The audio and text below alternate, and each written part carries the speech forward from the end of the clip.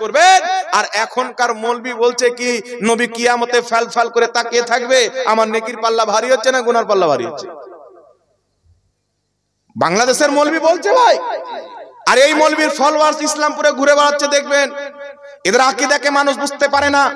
কারণ এরা বলছে, কারণ এদের ইমাম কিতাবে লিখে রেখেছেন যে যেই ব্যক্তি নবীকে সুপারিশকারী মনে করবে সেই ব্যক্তি আবু জেহেল চাইতে বড় মুশরিক। তাহলে আহলে হাদিস এবং দেওবন্দীদের ইমামের ফতোয়া অনুযায়ী নবীও মুশরিক হলেন আর সাহাবাও মুশরিক হয়ে গেলেন।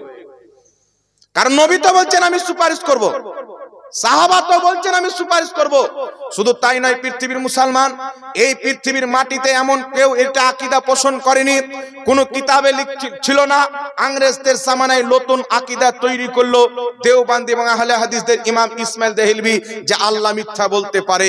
নতুন আকীদা তৈরি করলো নবী মুস্তাফাকে যে সুপারিশকারী মনে করবে সেই আবু জেহেল চাইতে বড় মুশরিক, অর্থাৎ নবী সুপারিশ করতে পারে না।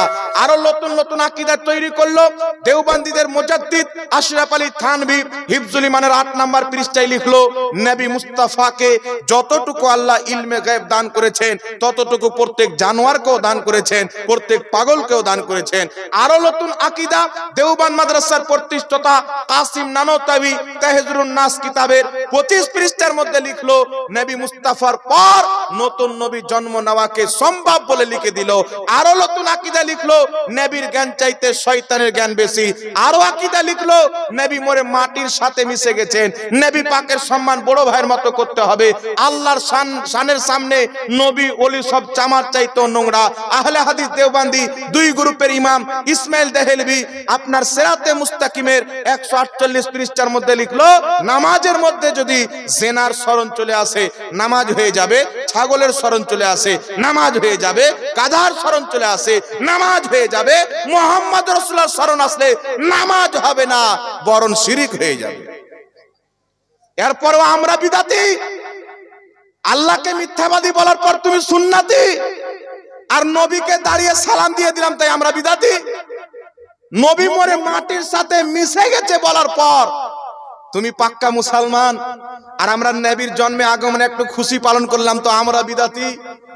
তুমি লিখেছো নবীর মতন জ্ঞান পাগলকে আছে, অর্থাৎ কুকুর ছাগল প্রত্যেকটা জানোয়ারকে আছে, এরপরেও তুমি মুসলমান। আর আমরা নবীর নাম চুমুন দিলে বিদাতি। তোমরা লিখেছো নবী সুপারিশ করতে পারে না, উনি নিজেই টেনশনে থাকবে, আমার নেকির পাল্লা ভারী হচ্ছে না গুনার পাল্লা ভারী, আর তুমি বড় মুসলমান। আর আমরা নবীকে সুপারিশকারী মনে করি। আমাদের আলা হযরত লিখেছেন পেশে হক মুজদা শফাত কা সুনাতে जाएंगे आप रोते जाएंगे हमको हंसाते जाएंगे। কিয়ামতের ময়দানে নবী কান্না করে করে আমাদের সুপারিশ করবেন আর আমাদেরকে হাসিয়ে হাসিয়ে তিনি জান্নাতে পাঠাবেন। এইজন্য আমরা বিদাতি। আর তুমি ইংরেজদের দেওয়া আকীদা, ইহুদির দেওয়া আকীদা লালন করার পর তুমি বলছো আমরা পাক্কা মুসলমান। আমরা আল্লাহকে সত্যবাদী মনে করলে আমরা বিদাতি মুশরিক। আর তুমি লিখেছো আল্লাহ মিথ্যা বলতে পারে, তোমার বাপ দাদা কিতাবে লিখেছেন, তারপর তুমি বলছো আমি পাক্কা মুসলমান।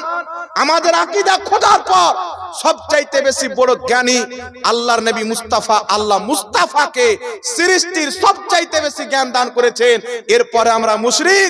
আর তোমার মৌলবি লিখছেন নবীর চাইতে শয়তানের জ্ঞান বেশি।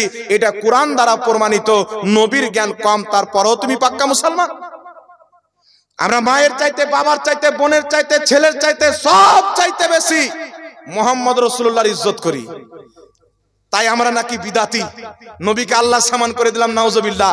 আর তাদের কিতাব তাকওয়াতুল ঈমানে লেখা আছে, যেই কিতাবের ব্যাপারে রশিদ আহমদ গাঙ্গোহী তবলিগি জামাতের প্রতিষ্ঠাতার পীর রশিদ আহমদ গাঙ্গোহী যেই কিতাবের ব্যাপারে ফাতাওয়া রশিদাতে লিখছেন যে এই তাকওয়াতুল ঈমান কিতাবটি প্রত্যেক বাড়িতে রাখা আইনে ইসলাম, অর্থাৎ কোরআনের চাইতেও বড় কিতাব।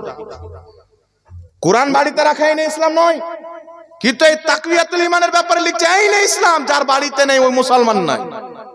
এরপরও এরা পাক্কা মুসলমান। এরা বলছে নবীর সম্মান বড় ভাইয়ের মতো করতে হবে, তবুও পাক্কা মুসলমান। আর আমরা নবী পাককে মা বাপ চাইতে বেশি ভালোবাসলাম, আমরা নাকি বিদাতি।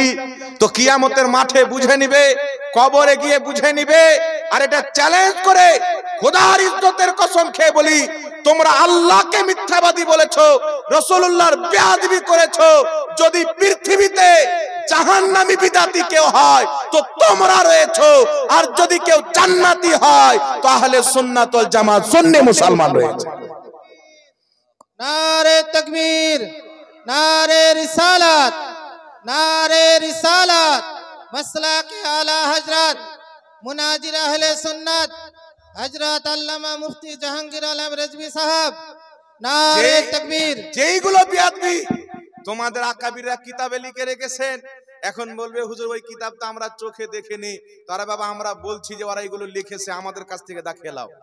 আর ওদের তৈরি করা দেওবন্দি মতবাদ, তবলিগি মতবাদ, আহলে হাদিস মতবাদকে তালাক দিয়ে দাও, যে আমরা খোদা রাসূলের গুস্তাখের দলকে তালাক দিয়ে নবী মুস্তাফার প্রেমিকের দল খাজা মঈনুদ্দিন চিশতির জামাত সুন্নি জামাতে চলে আসে। কেন তাদের দলে থাকবো? যারা রাসূলের পাকের বেয়াদবি করেছে, খোদা পাকের বেয়াদবি করেছে। আমাকে বলেন পৃথিবীর মুসলমান আল্লাহ মিথ্যা বলতে পারে, এই কথাটা ছোট? জোরে বলেন। আমি আমাদের সমাজের আহলে সুন্নাত ওয়াল জামাতের যুবকদেরকে বলবো, শুনো, এরা যদি বলে মিলাদুন নবী কোথায় আছে, কিয়াম কোথায় আছে, আমরা দলিল দিতে দিতে ঠকে গেছি। আমাদের আকাবিররা দলিল দিতে দিতে ঠকে গেছে, কিন্তু মুনাফিক মানার জন্য জিজ্ঞাসা করে না, ও গুমরাহ করার জন্য জিজ্ঞাসা করে। তো আপনারা পাল্টা প্রশ্ন করবেন, মিলাদ করলে কেউ কাফির হয় না, কিয়াম করলে কেউ কাফির হয় না। খোদা মিথ্যা বলতে পারে এই আকীদা রাখলে কাফির হয়ে যায়, মুসলমান থাকে না, তার বিবি পর্যন্ত তালাক হয়ে যায়। তোমাদের ইমাম এইগুলি নিজের কিতাবে লিখেছে, এটা কোন হাদিসে আছে দেখাও, এটা কোন কোরআন পাকে আছে দেখাও।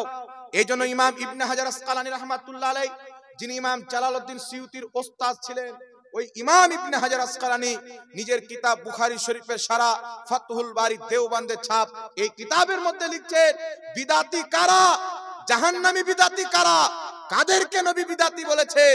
যারা আহলে সুন্নাত ওয়াল জামাতকে ত্যাগ করে সুন্নি জামাতকে ছেড়ে নতুন নতুন ফিরকা তৈরি করেছেন, এই প্রত্যেকটা ফিরকা হচ্ছে বিদাতি। এরা নতুন আকীদা তৈরি করে নিজের জন্য জাহান্নামকে কনফার্ম করে নিয়েছে। নতুন নতুন আকীদা বানানো, দিন থেকে হটে যাওয়া, নতুন নতুন রাস্তা তৈরি করা, কিন্তু আলহামদুলিল্লাহ আমরা নতুন আকীদা তৈরি করিনি। মিলাদের কথা বলো, কিয়ামের কথা বলো, আমরা প্রমাণ করব যে নবী পাকের সম্মানে সাহাবাও কিয়াম করেছেন, আর নবী পাক ও সাহাবীদের সম্মানে কিয়াম করেছেন। সুবহানাল্লাহ।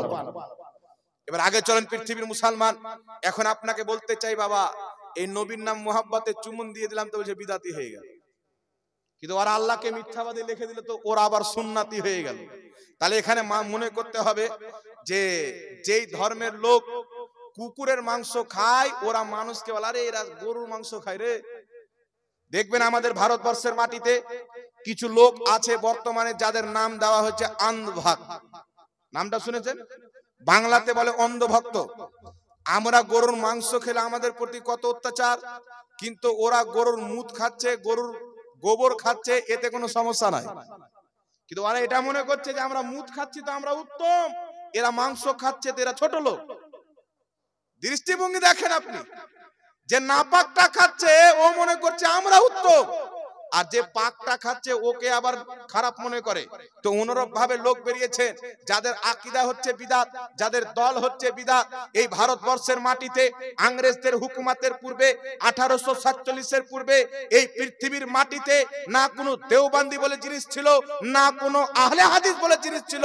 এই পৃথিবীর মাটিতে 1000 বছর পূর্বে, 1200 বছর পূর্বে, 1300 বছর পূর্বে যে জামাত ছিল, আজ ওই জামাত হচ্ছে সুন্নি জামাত। জোরে বল সুবহানাল্লাহ।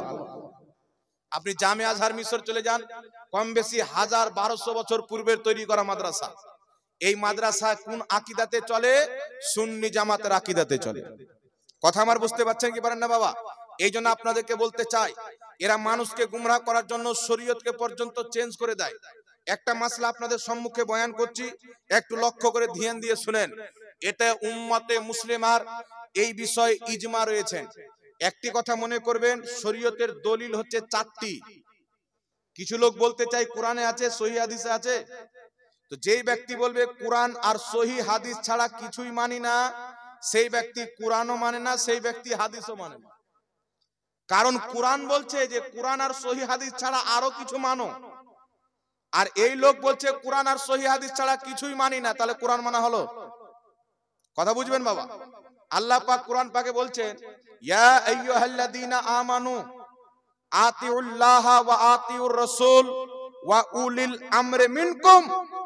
হে ঈমানদার, হে বিশ্বাসীগণ, আতিউল্লাহ আল্লাহর হুকুম মানো, ওয়া আতিউর রাসূল রাসূলের হুকুম মানো, ওয়া উলিল আমরি মিনকুম আর হুকুম দাতাদের হুকুম মানো। উলিল আমর কে হযরত আব্দুল্লাহ ইবনে আব্বাস তাফসিরে ইবনে আব্বাসের মধ্যে লিখতেছেন, এই উলিল আমরের অর্থ হচ্ছে হক্কানি আলিম ফকিদের আদেশ মানো। জোরে বলতে হবে সুবহানাল্লাহ। তো আল্লাহর কোরআন বলতেছে খোদার হুকুম মানো, নবীর হুকুম মানো, হক্কানি ফকিদের হুকুম মানো। আমরা কোরআনকে বিশ্বাস করি, তাই খোদার কোরআনকেও মানি, নবীর হাদিসকেও মানি, আর ফুকাহায়ে কিরামের মধ্যে ইমামে আজম আবু হানিফার ফুকাহাতকেও মানি। তাহলে কোরআন মান্যকারী তারা হল না আমরা হলাম বাবা। আরে বলছে আল্লাহর কোরআনকে মানো, নবীর হাদিসকে মানো, উলিল আমর বাদ। তো কোরআনের একটা অংশ নিয়ে আর একটা অংশকে বাদ দিয়ে দিলে কোরআন মানা হলো না, কোরআনের সাথে মাজাক করা হলো। কথা বুঝবেন? এবার আগে চলেন। পৃথিবীর মুসলমান, ইসলামের দলিল হচ্ছে চারটি: কোরআন, হাদিস, ইজমা, কিয়াস। কোরআন হচ্ছে আল্লাহর কোরআন। প্রথম যে কোনো জিনিস, যে কোনো মাসলা, ঈমান, আকীদা সব দিক দিয়ে আপনাকে খুঁজতে হবে কোরআনে। যদি কোরআন পাকে পেয়ে যান, হাদিস খোঁজার দরকার নাই। যদি কোরআন পাকে না পান তো হাদিসে চলে যান। হাদিস শরীফেও যদি না পান তাহলে আপনি কি করবেন? ইজমায়ে উম্মতকে দেখেন, যেই বিষয়ে সাহাবার যুগ থেকে যেই বিষয়ে সবাই একমত হয়ে আসছেন, ইজমা, যেই বিষয়ে সকল উম্মত একমত হয়ে গেছেন, এই ইজমা হচ্ছে ইসলামের দলিল। রাসূল পাক সাল্লাল্লাহু আলাইহি সাল্লাম বলতেছেন, কি বলছেন? যে কোনো খারাপ কাজে, গুমরাহিয়াতের কাজে আমার উম্মত কোনোদিন ঐক্যমত পোষণ করবে না। আর যেই কাজে ঐক্যমত হয়ে গেল ওটা বুঝা গেল খারাপ হবে না। এই জন্য মুসলমানদের ঐক্যমত হওয়া, ইজমা, এটাও ইসলামের দলিল। তাই আহলে হাদিসদের ইমাম, যার নাম হচ্ছে ইবনে তাইমিয়া, মাজমুউল ফাতাওয়ার মধ্যে লিখতেছেন, কোন ব্যক্তি যদি ইজমাকে অস্বীকার করে সেই ব্যক্তিও কাফির হয়ে যাবে, মুসলমান থাকবে না। চতুর্থ নাম্বার হচ্ছে কিয়াস। এই কিয়াস কোথায় থেকে আসলো? বুখারী শরীফের মধ্যে হাদিস, রাসূল পাক সাল্লাল্লাহু আলাইহি সাল্লাম নিজের চেহিতা সাহাবী হযরতে মুআজ বিন জাবাল রাদিয়াল্লাহু তাআলা আনহুকে শাম আপনার ইয়ামান দেশের কাজী বানিয়ে পাঠাচ্ছেন। তো রাসূল পাক জিজ্ঞাসা করছেন, মুআজ, তুমি যে ওখানে যাবে, তোমার সামনে কেস আসবে, সমস্যা আসবে, সেই সমস্যার সমাধান কি করে করবে? মীমাংসা কি দিয়ে করবে? তো মুআজ বিন জাবাল বলছেন, ইয়া রাসূলুল্লাহ, সেই সমস্যার সমাধান করব কিতাবুল্লাহ, আল্লাহর কিতাব দিয়ে। নবী পাক বলছেন, যদি আল্লাহর কিতাবে না পাও তো বলছেন সুন্নাতে রাসূলুল্লাহ, আপনার হাদিস দিয়ে। রাসূল বলছেন, যদি আমার হাদিসেও না পাও তো মুআজ বিন জাবাল রাদিয়াল্লাহু তাআলা আনহু নবী পাককে বলছেন, বুখারী শরীফের হাদিস, যদি কোরআন পাকেও না পাই, হাদিস শরীফেও না পাই, কোরআন হাদিসকে সামনে রেখে আমি আমার বিবেক দিয়ে কিয়াস করে ফতোয়া দিব। এই জন্য নবী মুস্তাফা তিনাকে সমর্থন করে পাঠিয়ে দিলেন। তখন থেকে কিয়াস একটা ইসলামের দলিল হয়ে গেল। তো কোরআনে দেখেন, হাদিসে দেখেন, ইজমাতে দেখেন, যদি তিনটাতে না পান, বড় বড় ফুকাহায়ে কেরামের কিতাবে দেখেন, যদি কোনো ফকিহ কোনো জিনিসকে জায়েজ লিখে দেয়, ওটা আল্লাহর পক্ষ থেকে জায়েজ করা হয়। একটু জোরে বলতে হবে সুবহানাল্লাহ। আমার কথা বুঝতে পারছেন কি পারেন না বাবা? এই জন্য কোরআন, হাদিস, ইজমা, কিয়াস চারটি হচ্ছে দলিল। যেই ব্যক্তি কিয়াস আর ইজমাকে বাদ দিয়ে দিল, ও কোরআন পাকেরও মুনকির হলো, হাদিস শরীফও মুনকির হলো। এই রকম লোক যারা বলে আমরা আহলে হাদিস, কোরআন আর হাদিস ছাড়া কিছুই মানি না, এরা না কোরআন মানে না হাদিস মানে, এদের চরিত্রের সাথে নাম মিল খায় আহলে মুনকিরে হাদিস, হাদিস অস্বীকার করনে वाला ব্যক্তি। এই জন্য পৃথিবীর মুসলমান আমরা আহলে সুন্নাত ওয়াল জামাত কোরআনকেও মানি, হাদিসকেও মানি। কোরআন আর হাদিস যেইগুলো জিনিস মানতে বলেছেন সেগুলি জিনিসকেও মানি। একটু জোরে বলেন সুবহানাল্লাহ। আমার কথা বুঝতে পেরেছেন কি পারেননি বাবা? এবারে এখানে একটা কথা আপনাকে বলে দিই, আমরা ইমামে আজম আবু হানিফাকে মানি, মানি কি মানি না? মানি সব ইমামকে, ইমামে আজম আবু হানিফার মাযহাবকে মানি। উনি কোরআন হাদিস থেকে ইজতিহাদ করে যে মাসলা ফিকহ বের করেছেন, ফিকহে হানফি যাকে বলা হয়, আমরা সেই ফিকহকে মানি। মনে রাখবেন, কোন ফিকহ, হানাফি হোক, মালিকি হোক, শাফি হোক, হাম্বলি হোক, এগুলো কোরআন হাদিসের বাইরে নয়। বরং কোরআন হাদিসের প্রতি আমল করাকে ইনারা সহজ করে দিয়েছে। একটা কথা আপনাকে একটা উদাহরণ দিই বাবা, আপনারা জ্ঞানী গুণী লোক বসে আছেন, আপনাদের ইসলামপুরের একজন ব্যক্তি কয়লার খাদানে কাজ করতে করতে 5 কিলোর একটা সোনার ঢেলা পেল, আর ওই 5 কিলো সোনার ঢেলা নিয়ে এসে স্ত্রীর গলাতে ঝুলিয়ে দিল। মজা লাগবে দেখতে? ভালো লাগবে? তাহলে সোনাটাকে কি করতে হবে? স্বর্ণকারের কাছে নিয়ে যেতে হবে, ওকে পিটিয়ে সাইজ সুইজ করে সুন্দর করে কানের বালি বানাবে, আপনার বউ পড়বে দেখতে সুন্দর লাগবে। গলার হার বানাবে, আমার বউ পড়বে দেখতে সুন্দর লাগবে। পায়ের তোড়া বানাবে, হাতের আংটি বানাবে, নাকের নথনি বানাবে, কত রকম জিনিস যেগুলো হয় স্বর্ণকার তৈরি করবে, তারপর সেটা ব্যবহার করা যোগ্য হবে। তো কোরআন আর হাদিস হচ্ছে ইলমের পাহাড়, জ্ঞানের সমুদ্র। এই পুরো পাহাড়কে কেউ ব্যবহার করে নিবে, আমার আপনার মতন ক্ষুদ্র জ্ঞানের ব্যক্তির পক্ষে সম্ভব নয়। তাই ইমামে আজম আবু হানিফা, ইমাম শাফি, ইমাম মালিক, ইমাম আহমদ বিন হাম্বল পবিত্র কোরআন এবং হাদিস থেকে মাসলা বের করে আমাদের সামনে সহজ হিসাবে দিয়ে দিয়েছেন। তাই ব্যবহার করা আমাদের জন্য সহজ হয়ে গেছে, আমল করা সহজ হয়ে গেছে। কিন্তু পৃথিবীর মাটিতে যারা হানাফি মাযহাব ফলো করেন, একটা কথা শুনেন বাবা, এটা আমাদের ভাগ্যের ব্যাপার যে আমরা ওই আবু হানিফাকে ফলো করি যার জান্নাতের গ্যারান্টি মুহাম্মদ রাসূলুল্লাহ দিয়েছেন।